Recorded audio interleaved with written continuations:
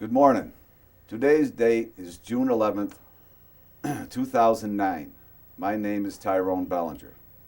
Today I will be conducting an oral history interview with Wesley J. Souliere for the Veterans History Project in partnership with the Dalton Council on Aging. This interview is being held at the Dalton Community Television Studio in Dalton, Massachusetts. Good morning, Wes. Good morning, Ty. Would you please state your full name and spell your last name, please? Full name is Wesley J. Souliere. Last name is spelt Souliere. Where do you presently live, town and state? I live in Beck at the present time, Massachusetts. Massachusetts. What is your date of birth? It's May 5th, 1919. You just had a birthday recently, huh? Yeah, May 5th. Big one, 9-0. Yeah. Did you grow up and go to school there? In Beckett? Yes. No, I grew up in Springfield, Mass, and attended schools in that city. I missed a question, and I would like to. Where were you born?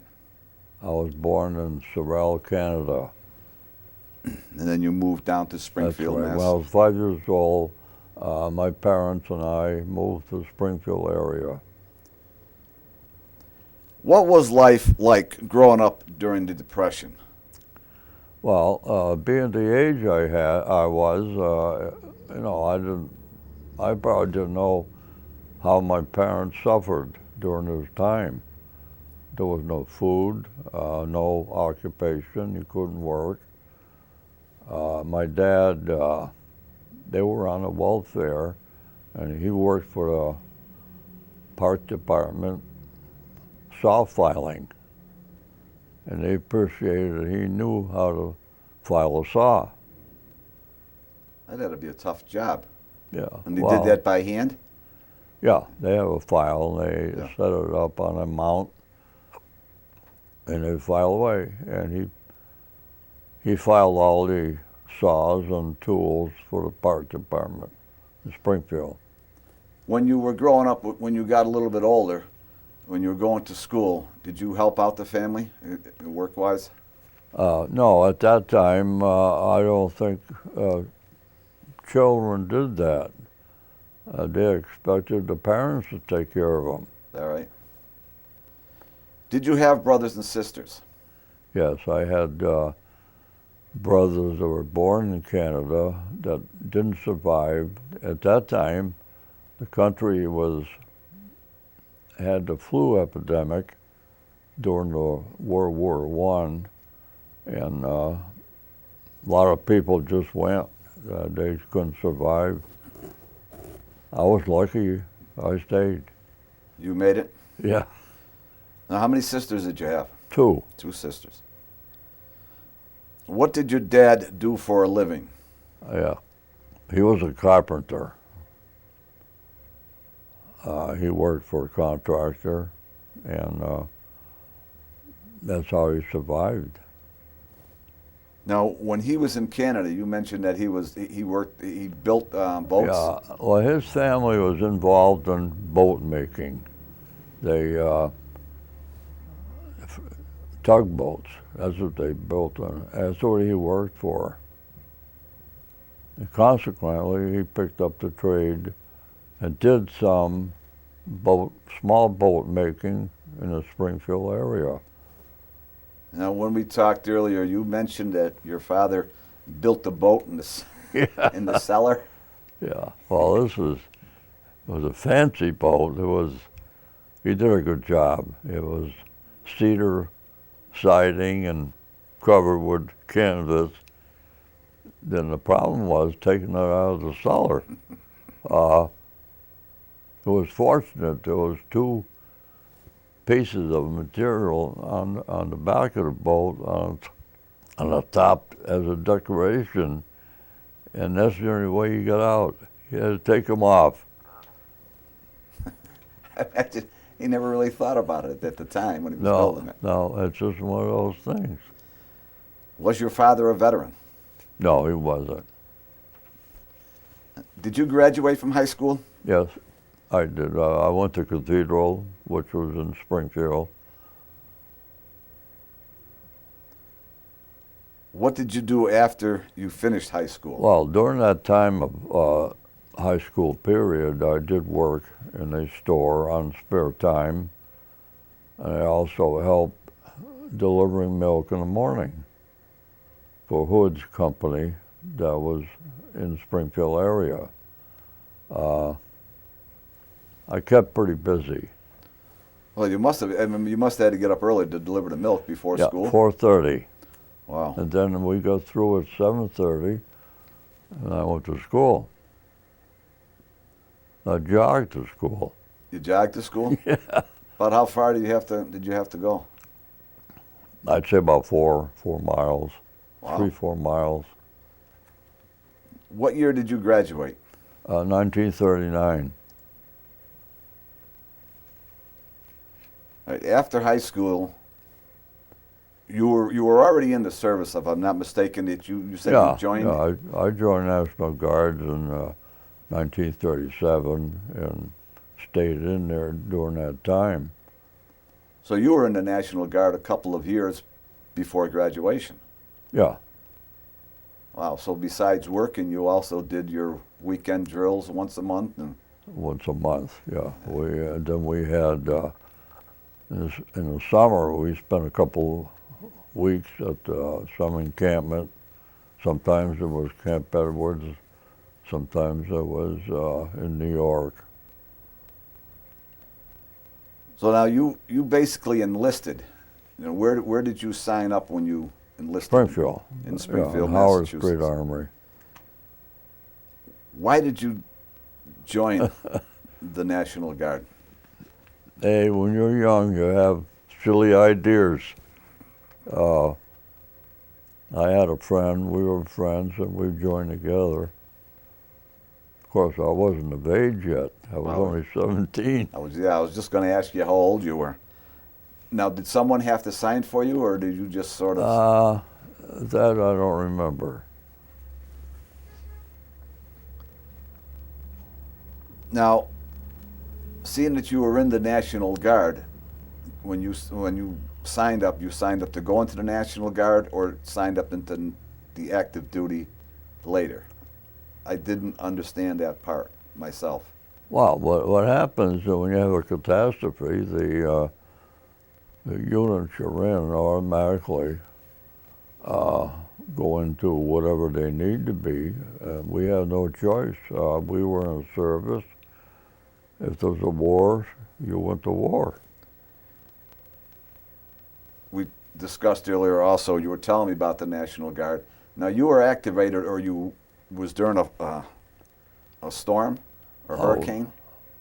Was it? Oh yeah, well during that period of 37 to 40, there was a couple of bad storms in the area, and we had to go out. We were called out to service the area, protect the citizens, and the funny part about this, I was stationed at a package store down the south end. Well, that's what I was going to ask you about. It was so funny. I'm in the front door trying to stop anybody coming in stealing beer.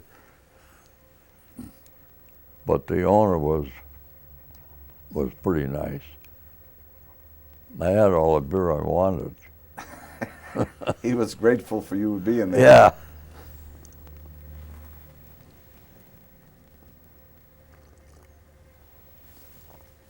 Now, even though you didn't go to boot camp, you had a lot of training while you were, on Yeah, your we weekends had and all. on our monthly meetings. We participated in different functions. It could be drilling, whatever weapons you're on. You had practice. Dismantle them and set them up, and if you were in a different kind of squad, we had squads that took care of the 30 caliber machine gun, which was, my company was D Company, and that's what we had. We had heavy weapons. So you basically, besides training on a... And then during the summer times, they had state functions, where we'd go down and qualify, compete. Oh, really? On a weapon. I was one of the teams. I was lucky enough to be able to get on one, and it was interesting. And that was the 30 caliber? Yeah, 30 caliber machine gun, water cooled. Wow. That must have been quite a competition. Because at that time, we were shooting 22s, a small. I don't know how they did this, but that's what they did. We shot the 22 instead of the 30 caliber bullet. Really? Yeah. Huh. Yeah, I wouldn't know how they do that either. Was it hard to adjust to the new life once you were out of high school and you were activated, or you were just doing the weekend drills? Yeah. No, we just went along normally living, and there was no effort. We just participated day by day. Now, how many years after high school were you in the National Guard until you were sent to war? Well, let's see, 39 to 41. That's when we were inducted. The whole unit. That's when you were activated to the war? Yeah. Now, what unit was that? I want to ask you, what unit were you in? Well, we were in the 1st Battalion of the 104th Infantry. Now, they had different battalions in different locations, different companies, rather, because you had 4 companies formed a battalion. You probably had some up here in the Berkshires, different places. They had one in Westfield. I don't know what the other was. So you usually or normally train as a company, not as a battalion. Before. Yeah, well, being separated, you trained separately, and then sometimes you had when you went to camps, that's where you participated as a group. The whole battalion? The whole company. The whole company. Plus a division. Yeah. Do you remember any of your instructors, any people that you were in the National Guard with? You remember any particular fellas? Yeah, I was friends with a couple. In fact, one of them was, at that time, was Sergeant Willett. And in the future, at that time, we didn't know, but he participated in the Battle of the Bulge. He was a colonel at the time. And I never seen him after we left the States, left the Springfield area. Yeah. Did you got word later on that he was killed? I don't know. I don't know what happened to him. Our battalion commander, Colonel Gladding, came from Springfield. At that time, he was a sergeant in a service company. Colonel Gladding? Yeah. Wow. And we got to be friends. So now in 1941 you were activated into the war. Oh, we went to training. You went to training? Edwards. We went to Camp Edwards. And how long, do you remember how long your training was? Oh, well, when we left Camp Edwards, we went to different camps on the East Coast where we had specialized training. Some of that training was ranger training, different types of training. And we participated on the Coast Patrol, guarding the eastern side of the United States. Now, how long, do you remember how long you did this? I would say 6 to 8 months. I don't remember. So then, after you did that, this is all the training, or just the Well, after specialized training, that's when we participated and went overseas. So you went overseas in 1941? Or was it 42? 44. So there was a period of Yeah, you just kept training and that's right. We getting tired of training. you wanted to get into the action. So you trained for almost 2 years then, right? Yeah, well, we were good. Well, you had to be training for 2 years. Gerald Patton was waiting for us. He wanted 101st Regiment, 104 Regiment. Yeah. Now, so you left. You went to New York City, if I'm not mistaken. Is that where you left from? We left them at port of embarkation. I don't quite remember which one it was. I wish I would. I guess most of the troops left from there. They embarked at that. From New York. You wouldn't buy the Statue of Liberty, that's for sure. It'd have something to remember. Yeah. Do you remember the ship? The name of the I ship? believe it was the Alexandria. Yeah. Now, was that a troop transport or was that a pleasure trip? The ship? No, it was the Argentina. The Argentina was a ship from that country. They hired it to haul people, haul the troops. It wasn't made up. See, they took Liberty ships and they converted them as a transport. But that ship was, apparently they just added more bunks, I guess. But that was basically a civilian ship. Yeah. Okay. It was hired by the government. So when I was reading a little bit of the book, you guys were really packed into this ship, if I'm not mistaken. Yeah. Well, we were 5 decks down below water, D deck, and we were in the rear of the ship with all the ammo. Oh, so that had to be a little bit scary. I very seldom slept downstairs. I used to go up at night and sleep on a deck. The air was a little bit fresher?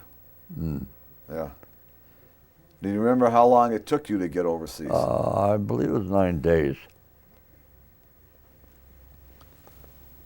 So now this is in 44, it was in the summer of 44. Yeah. So you landed in France, and then you were at a camp for a short period of time, you mentioned. Yeah, well, I was just trying to think of the name. No, we were in the southern part of France. I remember it was about August, September, and that time Gerald Patton got tied up. He got slowed up a little bit. He was moving too fast. He ran out of gas and food. So what they did, they took the YD and made a transport unit out of it. They call it Red Ball Express. Yeah, I was going to ask you about the Red Ball Express. These were trucks, and they hauled the food and ammo, and our outfit was part of it. You guys were driving and hauling all the supplies? The soldiers. At that time, my first sergeant was made to take charge of the Red Ball Express, and I took over the company. I always took over the company when the sergeant was activated something else, to go do something else. What was your rank? He was the sergeant. What was your rank? Platoon sergeant. That was your rank? Yeah, I left the States as a platoon sergeant. Oh, okay. Now the Red Ball Express, if I'm not mistaken, lasted, was it 45 days? Yeah, I think it was around that time. You said that? Month and a half, 2 months. What amazed me reading about the Red Ball Express is that all the supplies, the hundreds of thousands of tons of equipment that were moved, you know, back then they didn't have these computers that we have today. So they just people had to really be on the ball Yeah. to know what they were moving and how they moved it. They did. They, good old America, you know, when they want something, they get it. Ingenuity. Yeah.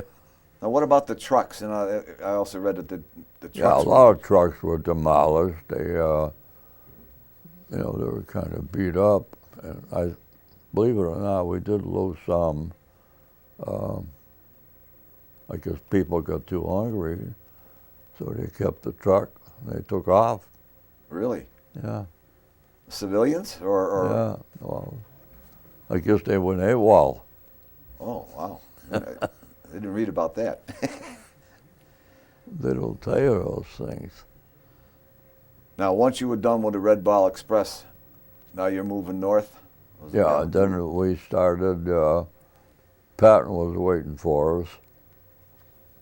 We joined Third Army, and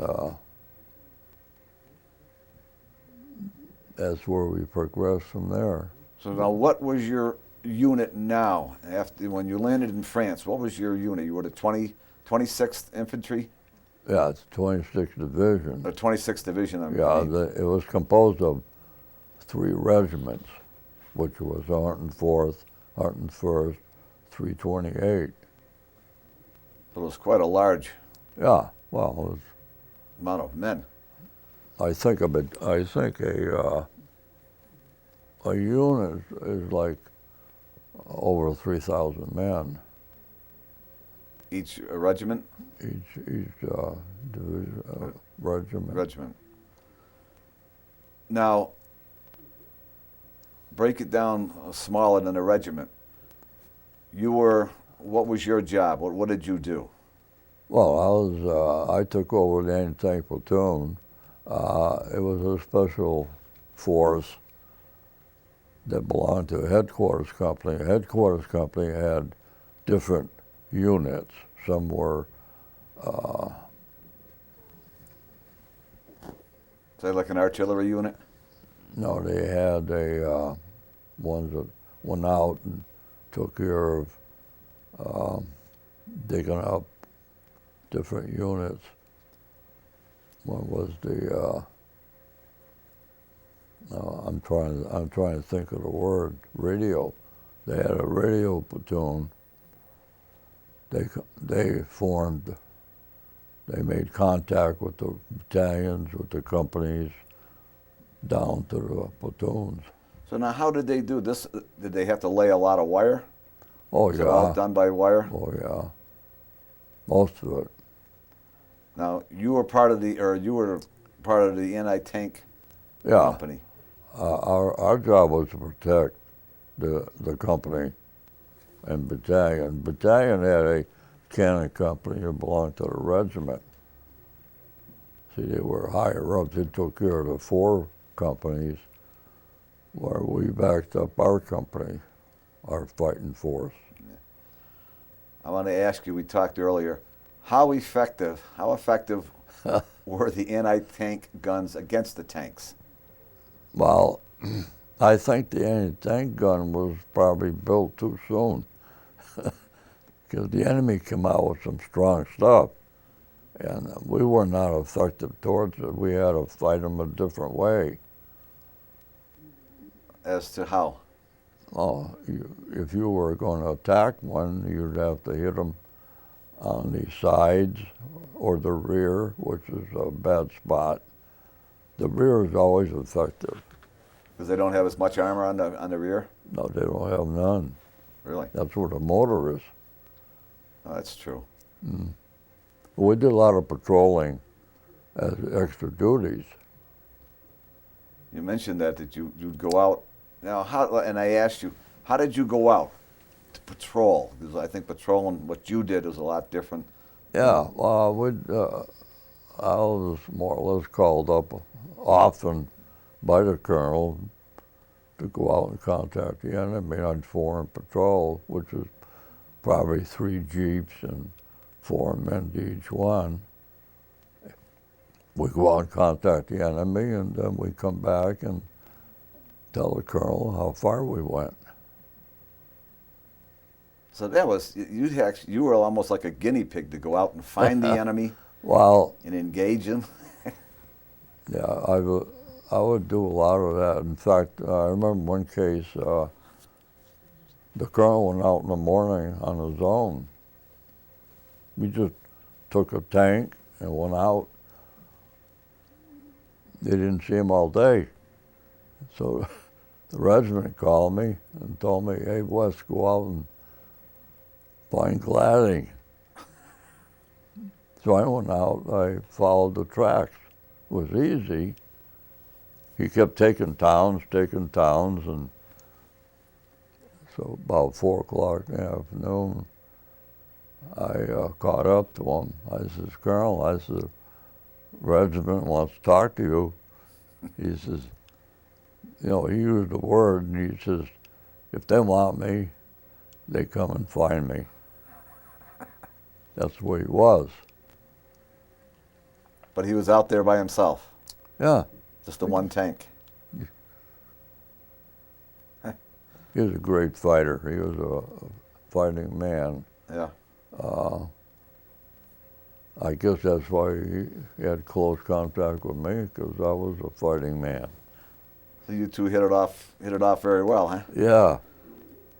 Now, the Red Ball Express was in August and September. Now you're still No, moving. that was out. That was all done. That was all done. But I mean, now this is when? October, November? November, You're moving.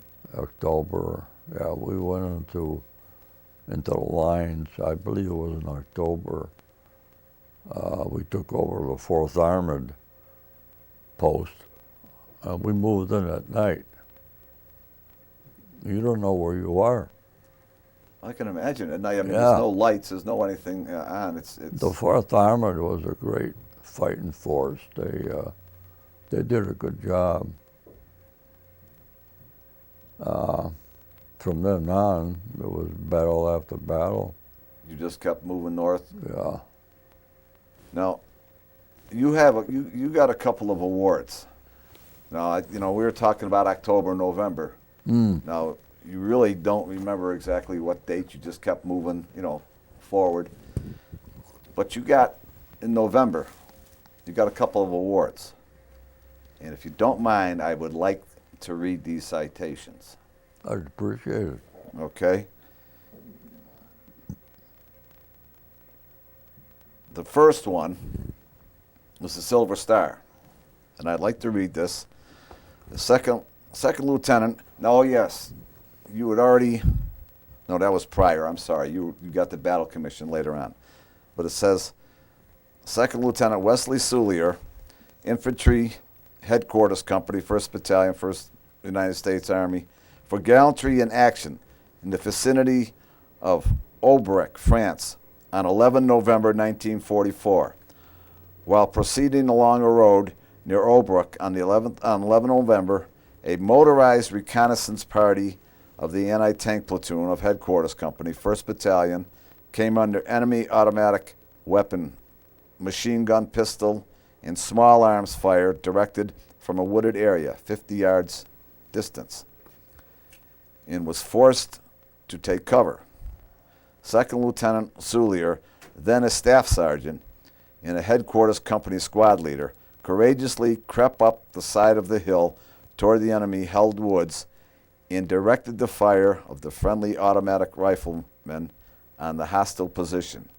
He then moved forward to within 15 yards of a hostile machine gun nest and, tossing a well-aimed hand grenade into the position, killed the 2 enemy manning the weapon. Shortly thereafter, the hostile fire ceased and 60 enemy came out of the woods to surrender. A subsequent search of the woods revealed that 4 of the enemy had been killed.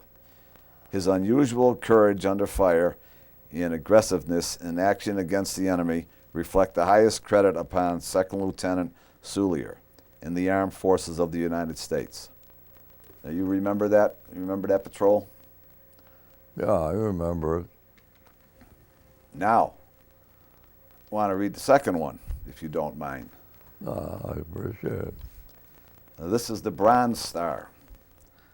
Technical Sergeant Wesley J. Souliere, Infantry Headquarters, 1st Battalion, 101st Infantry Regiment, United States Army, for heroic achievement in connection with military operations against the armed enemy near Conthill, France, on 12 November. This is less than 24 hours after your other incident. On the afternoon of November 12th, the 1st Battalion had successfully seized its objective, Conthill, France, and proceeded to organize and consolidate its position on high ground. While on reconnaissance prior to setting up anti-tank guns to protect the battalion flanks, the anti-tank gun platoon leader was killed. Immediately, Technical Sergeant Souliere took command of the anti-tank platoon and completed the reconnaissance. Thereafter, he returned and effectively moved his guns under heavy enemy artillery and mortar fire, two most advantageous positions. He gave an exceptional demonstration of his leadership ability in a critical moment, performing his duties under fire without hesitation. His courage, his unusual initiative, and his strong devotion to duty reflect the highest credit upon Technical Sergeant Souliere and the Armed Forces of the United States. Congratulations. Thank you. That's great. But you were I didn't busy. realize they were that close. Yes, it was on the 11th and the 12th. Yeah, I remember that. Yeah, we were on reconnaissance. We were under this bridge, and I could see the enemy running across the field. They were about 500-600 yards away, and they were coming in. In the meantime, the enemy fired some mortars and some 88 artillery. What happens, they do that because you don't hear the mortars. The mortars will pop, but you don't hear them coming in.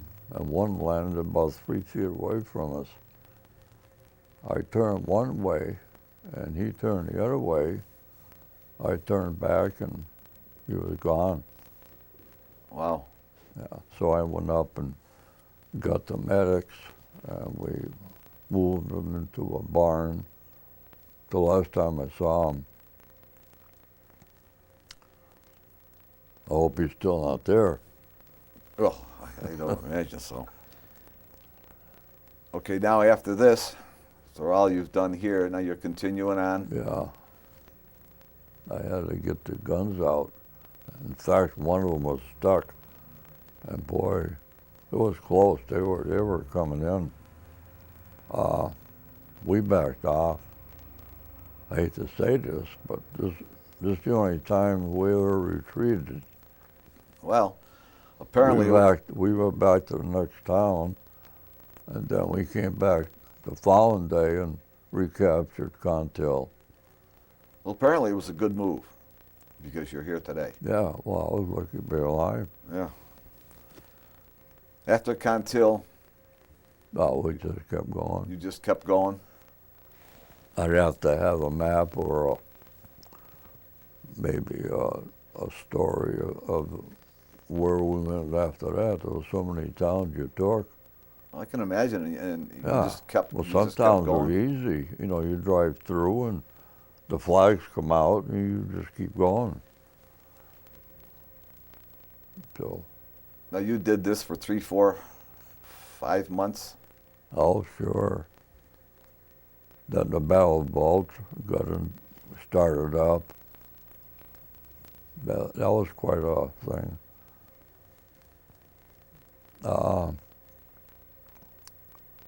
They were having a meeting with the Patton. He was at the meeting, and they were trying to plan a strategy, how we're going to stop the enemy. So we got to get some troops out there to stop them. So Patton got up and told them, he says, well, He said, I've been on a road for 2 days. He said, I'll be there very shortly. I'll take care of it. That's how he was. Yeah. Yeah. I didn't realize this until a couple of months ago that the 26th Division was highly responsible for the release of Bastogne at the time. I didn't know that, but I just found out. Well, it's amazing what you don't know when you're in the field. I mean, you're not sure. told. Wow. Hey, this is big. You know, you're talking an awful lot of people. You're engaged in combat, and they're not telling you. You're just trying to stay alive and just move forward. If I may, I can probably tell you a little story there. At the time, we were at Metz, and when the orders came through that the enemy had broken through, we had our guns apart. We were there for probably third-day rest. We had not much help, a lot of people that we lost. So we moved out evening, about 7:30, got into trucks and took off, meet the enemy. We didn't know where we were going. It was raining. We met them next day, about 4 o'clock, in the middle of a city. Well, it wasn't a town, it was bigger than a town. Yeah. Face to face. We met them. It was close combat. That was the beginning. That was the beginning of the Bulge? Yeah, for us. Yeah. Well, it had already been going on for a little bit. I don't know how long. It couldn't have been too long. Yeah. Well, that lasted about 3 weeks, didn't it? 25 days, 21 days, 25 days? I'd say that. Yeah, we went through Belgium and Bastogne. At that time, you were fighting night and day. Yeah. I mean, you stopped at 3, 4 o'clock in the night, had a bite, had a coffee, get some more ammo, keep going. Just keep going. You know, reading this book that, you know, you give me, also, you know, the weather, the conditions there were horrendous. Yeah. I mean, for a week at a time, the weather would be below Well, zero. that week, I remember correctly, it had snowed, rain. See, the planes couldn't get out.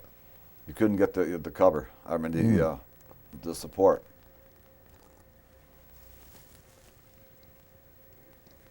But I just, you know, like I said, reading the book, I just can't imagine the living conditions that you fellas were in. Well, I don't know. I don't know how you do it. Hey, you sleep in the snow, you sleep in the ice, day in and day out. Well, one incident that I read in the book where one of the fellas, well, there were 2 fellas in a foxhole, and one was on watch, and the other, I guess, was sleeping. When the fella on watch went to wake up his relief, ice had formed around his feet in the foxhole. And I just, you know, Those poor guys. I remember one time we had set up some guns, and they were on the reverse slope of a tremendous hill, and this is all grass. There's no woods. yeah, We're dug in. The enemy's about 800 yards away, and they're on top. They're on, you know, high ground, trees and stuff. I used to go in there, deliver food, mail, under fire all the time. They were shooting. They just couldn't hit me. So I'd go there, and the guys would be sitting on their helmets in the mud, red mud, and all you see was white eyeballs. All the faces all red with mud. I couldn't, you know, How mud can and they- dirt. And, How could they live that way? It was terrible. I just can't imagine. Yeah, the enemy used to come up. They get up in the trees and they observe, and we'd shoot them out of the trees, plug them right out with the anti-tank guns.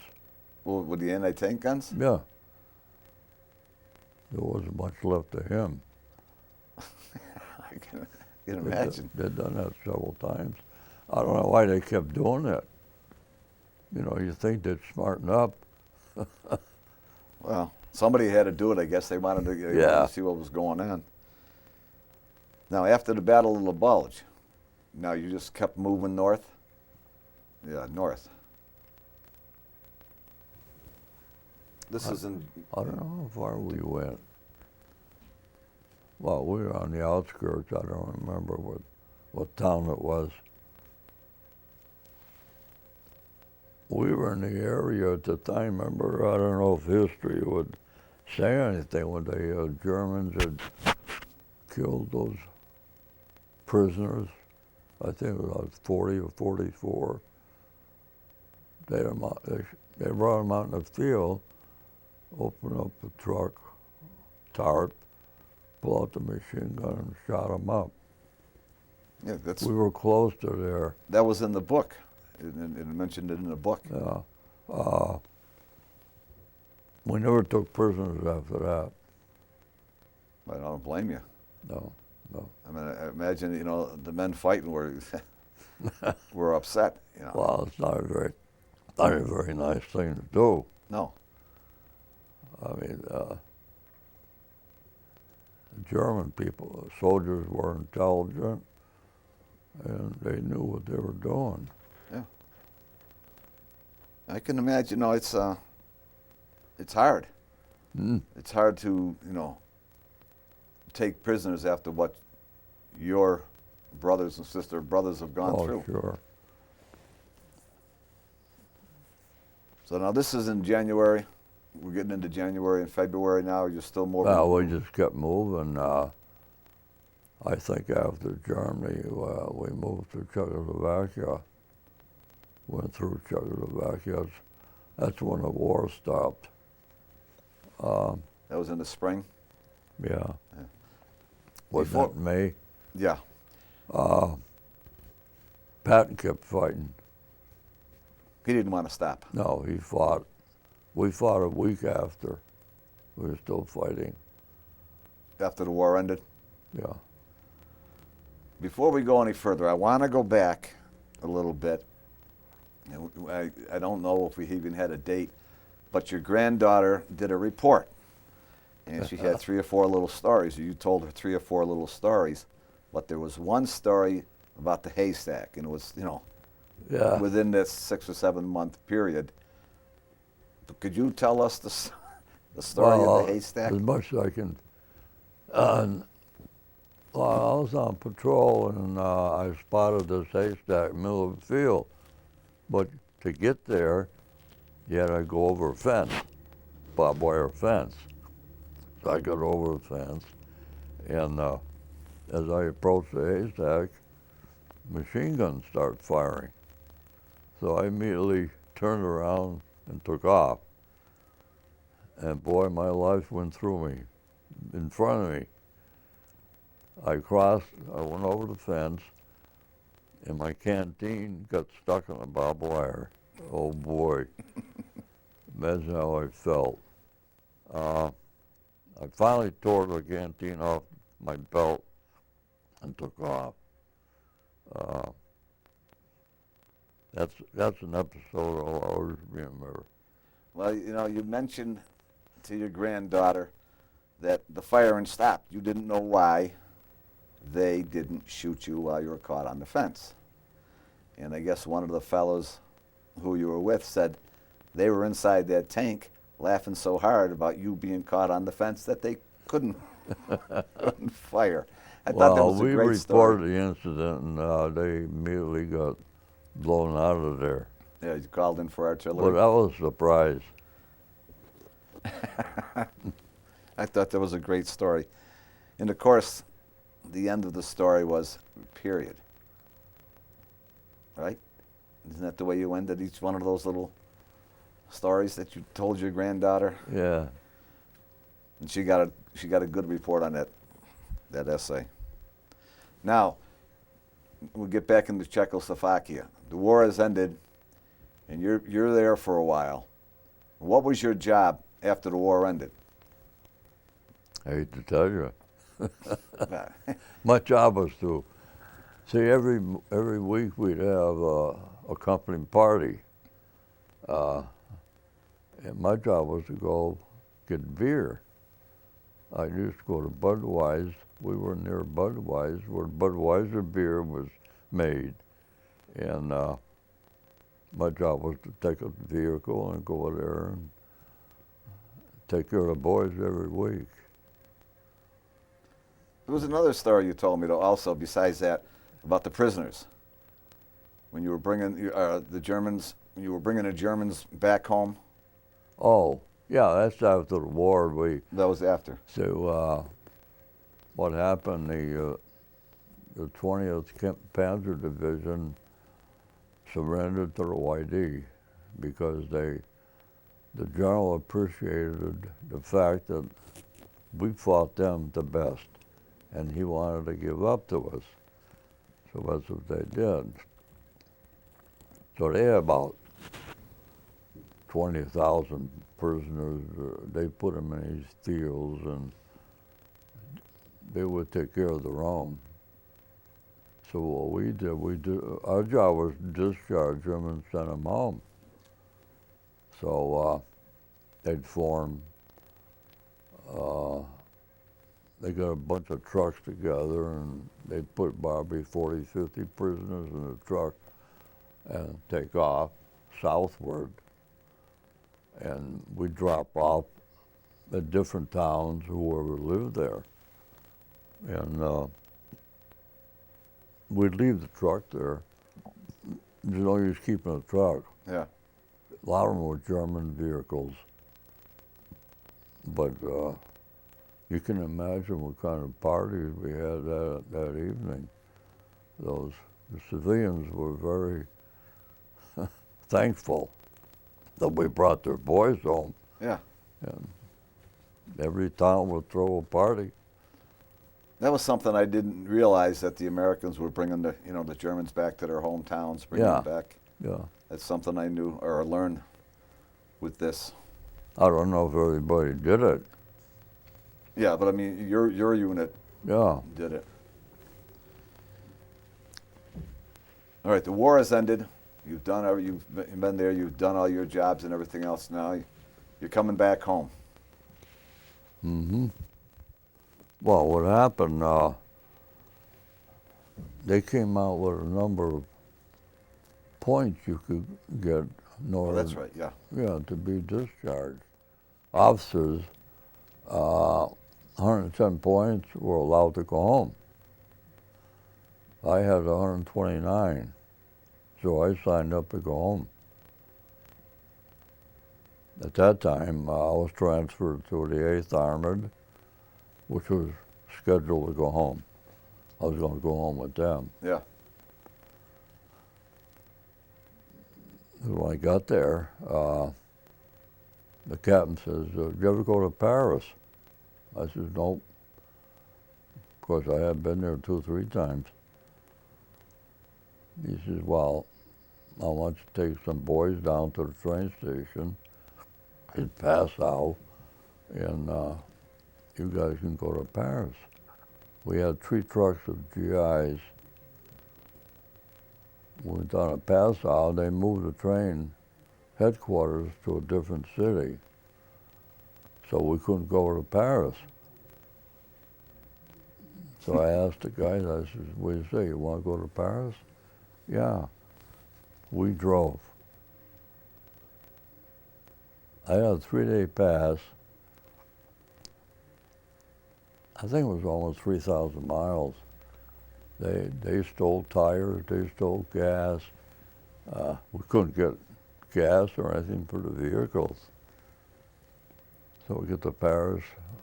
Imagine us driving through the streets of Paris. Oh, yeah. 3 GI trucks. So finally we stopped one place, and I said, well, we'll see you there in 3 days. Okay. We came back 3 days later, and they all come back. None of them stayed. Boy, were they feeling good. So when I got back to the headquarters, to the 8th Armored, the captain says, where the heck were you? We've gone over 26 days. He says, I says, well, we went in. So now, Wes, you've come back off of your 3-day leave, and now you're getting ready to come. You're getting ready to come back home. At what point you are? Well, you're coming back to the States now. Oh, But before we go any further with that, I'd like to mention that you had gotten the Battlefield Commission while you were it was in Germany, right? Or was it right. Well, in France. we're in France. Yeah, you were still in France. But I just wanted to mention that you did get your Battlefield Commission, and I think it's quite an honor right there. Yeah. I wanted to mention that. Well, can we start? It was what? Yeah. We on? Yeah. Yeah. Okay. Well, what anticipated this thing is I got pretty friendly with the priest. They used to say Mass often, and I always helped them with the Mass. Anytime we had a chance, we'd have Mass regardless of where you were, battlefield or not. And I used to attend functions as a sergeant, meetings, combat meetings, what we're going to do, what we're planning. And you had some high-ranking officers there. You had officers, you had generals, you had colonel, and our officers, and I was doing non-com there. I think at this time, I think the priest, he was there. I think he felt a little happy. I think he had touched the bottle a little bit. Had a little bit of the wine. He says, when you guys going to smarten up and make this sergeant an officer?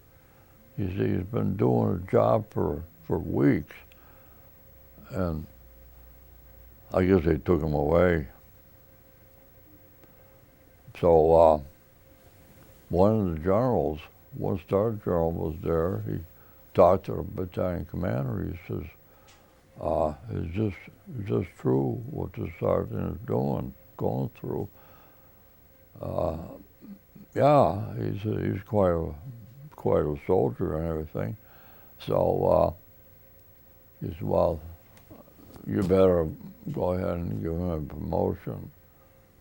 So after the meeting, the colonel came over and talked to me, and he says, we'll put it through.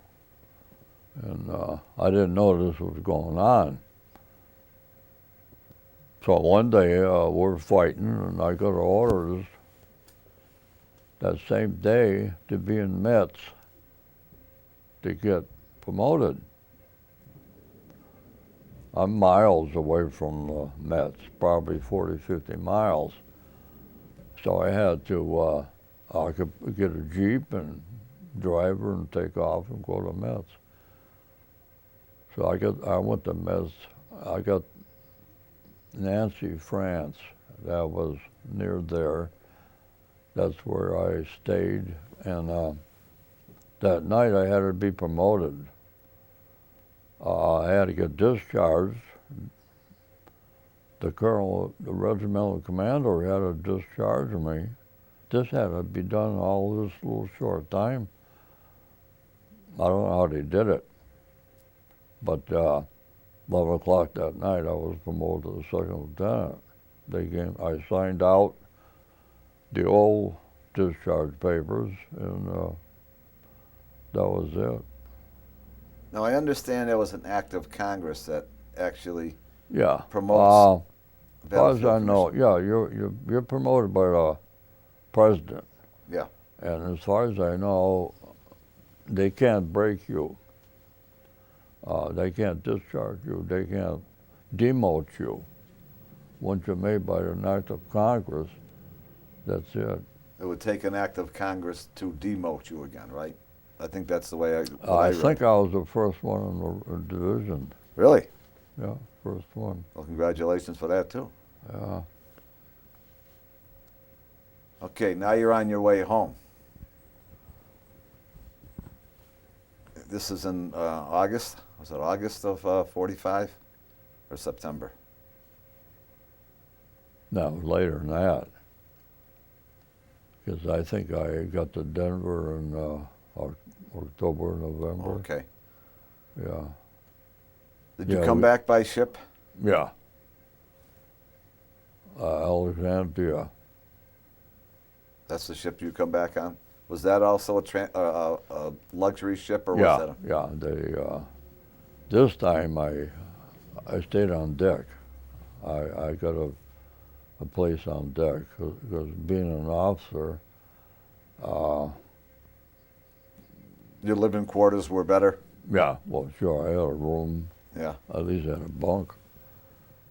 I came home with the USO. Oh, did you? Yeah. So we had a good time. You had a lot of entertainment and Yeah.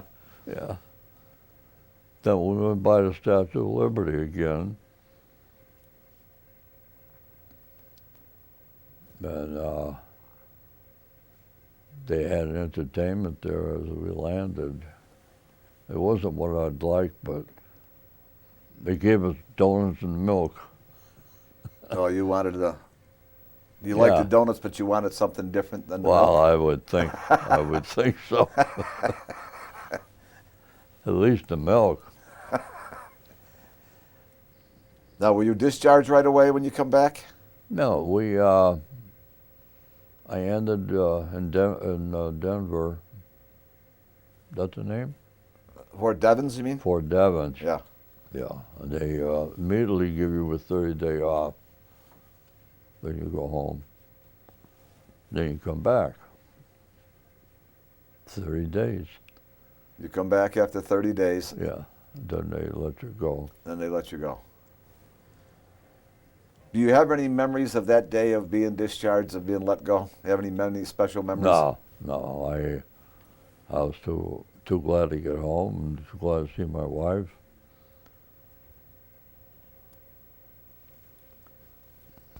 Oh, that's right. You come home to Springfield. Now you Yeah, well, she was in Vermont at the time, She- living with her folks. she met you in Springfield. Yeah. Now, did you have? I mentioned we were talking that you had a baby. Well, we had two. You had two. Yeah, we had one. The first one was a girl daughter. While I was in the States, Right. but the other one was born when I was in France. Right. That's when you. So you. This is the first time that you saw your Yeah. daughter. Was it hard to adjust back to the civilian life once you were out? I'd say yes. It was difficult to get used to a family and possibly seeing your wife. I enjoyed parties. You enjoyed the parties? I used to drink. I think everybody did it Yeah. at that time. Well, I think maybe in the future those kind of meetings will be different. I hope the government will do something different. Yeah. Like now, the boys come home. They get all kinds of trouble because they can't enjoy civilian life. Yeah, it is awful hard for Yeah, justice. it's hard. Es- It took me a while. My wife often told me, I didn't have any children, I wouldn't stay with you. The only thing that kept her was her children. She didn't want to leave them. Well, it all worked out. Yeah, it took a while. She was very patient, and I loved her, and I always did. I think she's the reason why I came home. They prayed. Their family was a praying family. Really? And they used to pray every day. Say the beads. Well, go and help Wes out. It worked. I'm sure it helped. Yes. I'm sure.